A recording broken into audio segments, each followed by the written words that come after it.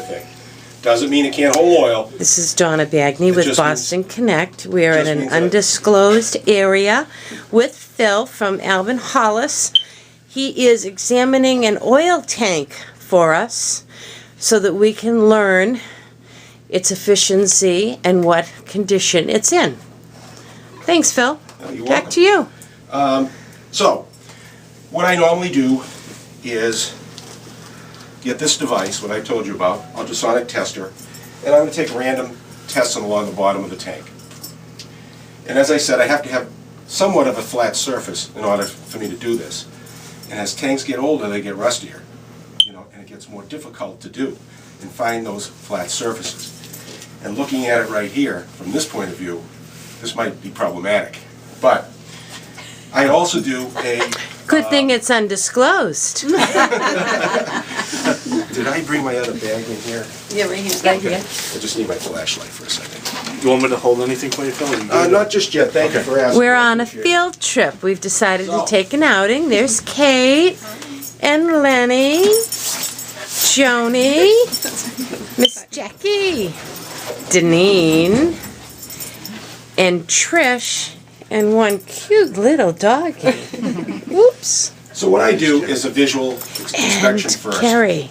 And because two sides of the tank I'm not able to see, obviously I can't take a look at the seams of around the oil tank. But in most cases, that's not an issue. Where tanks leak is typically at the bottom of the tank or at the seam at the bottom of the tank on both ends.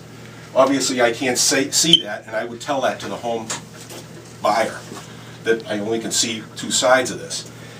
Now looking at this, there is an oil stain here, but it's probably not have anything to do with an oil tank leak, because where the oil pipe comes out, the fitting that comes out, the constant replacement of filters and everything, it often leaks right there.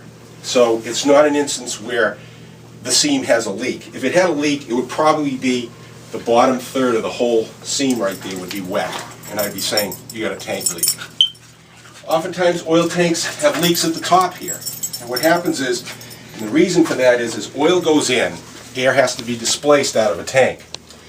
And there's a lot of turbidity, there's a lot of pressure, and the oil foams as it goes up towards the top of the tank. And that foaming reaches these fittings and can squeeze out around the fitting, get wet, roll back to the side of the tank, come to the bottom, and drip on the floor.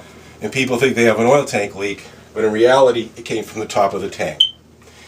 If this had an oil tank leak, it likely would not be lined up with these fittings. So the drip would be, or a bead of oil would be, say, at this location, and I'd be saying, that's not a good situation because of where it's located. But if I saw it directly over where the fill pipe is, I'd take a rag, wipe it off, I'd wait a while to see if it beaded up. If it didn't, most likely the fittings just have to be tightened at the top of the tank. So, I'd be saying something like that to the buyer here, at this point, that I see no leaks here at this end, or over here. Then I get on my knees and I do an inspection underneath here. In the meantime, I try to get an age of the tank, and there's always a manufacturer's plate, typically on the top of the tank, in most cases. And sometimes it tells you the year. And in this case, it says 1955. So, we now know that the tank is a 55-year-old tank. The thing about very old tanks like this is they built them better. And in most cases, they had thicker metal. And here it is, 55 years old, and it's very likely it doesn't have a leak. How much longer life this tank has, I never can tell the home buyer an exact time. Average life of tanks, 30 to 40 years. This is over that amount, obviously. What's going to happen here is, in time, because there's always corrosiveness going on in the bottom of the tank continually, it's going to leak eventually. And when it does, it's not going to fill the basement with oil, it'll drip. And then you'll have to make that time, you'll have to have it replaced. But if I'm able to do the test, and this home was an Alvin Hollis account, and I passed it, I can offer them insurance. Even though it's 55 years old, it's not leaking, and we could give them insurance. Or I could tell the buyer here that it's not leaking. I can't sell you insurance unless you're a customer. I don't ask for their business or anything while I'm here, nothing like that. But I would say you could take an oil delivery. And that's all they really want to hear at that point. And I preference it by saying, as of today's date. I have no idea what's going to happen 6 months from now. But that's all they really want to hear, I think, you know. But what I do is, with this device, now I'm not going to get technical with numbers or anything, but there's certain standards that this tank has to meet in order to qualify for insurance. And so it's calibrated properly, and it just determines the thickness of the metal. And the first test I take is to determine the size of the tank, the gauge of the tank. In most 275-gallon tanks, they're 12 gauge. That's all it means is the thickness of the metal. There are 10 gauges, there are 14 gauge tanks. This device tells me what parameters that I'm going to be looking at when I do the test along the bottom of it. So if I have a flat surface, this telling me right now with these numbers that it's a 12 gauge tank. I know just by experience the length of this, 5 feet long, it's a 275-gallon tank. If this was a little shorter, it could be 225. Shorter than that could be 150. There are 6-foot length tanks that are 330-gallon tanks. So I have a tape measure, and I'd be measuring if I thought it was outside what I would say is a normal tank. But before I go underneath and look, I'm looking at the oil line, and I can see that the oil line is not encased in a copper sleeve. And I would be telling the home buyer that this is legal as we speak right now. See the oil line right here coming out of the tank? Mm-hmm. There's no plastic sleeve, and it should come out by the oil burner. You can see the copper line coming into the oil burner. So what I'd be saying to the buyer, as of September 30th, 2011, this oil line needs to be brought up to code. And as we said earlier, it's your benefit to upgrade it for environmental reasons and for potential liability reasons. Remember I mentioned about insurance. My company offers insurance for leaks. Your homeowner's insurance offers the same thing. But the insurance has certain parameters.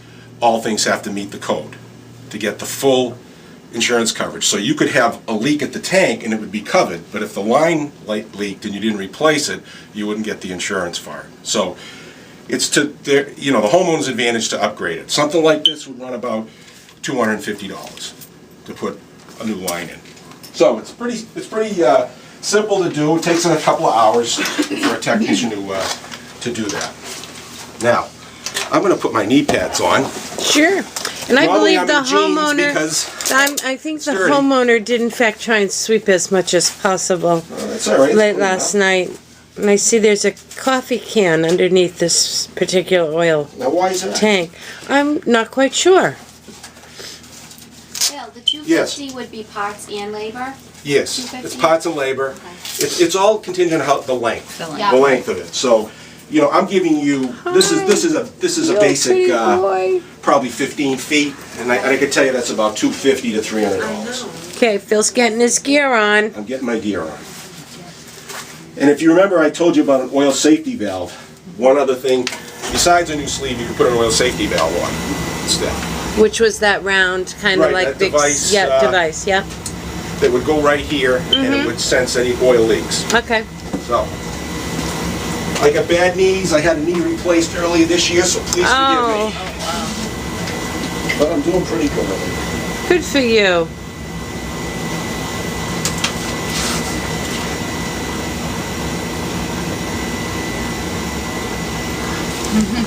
Yes. Remember I told you about leaks?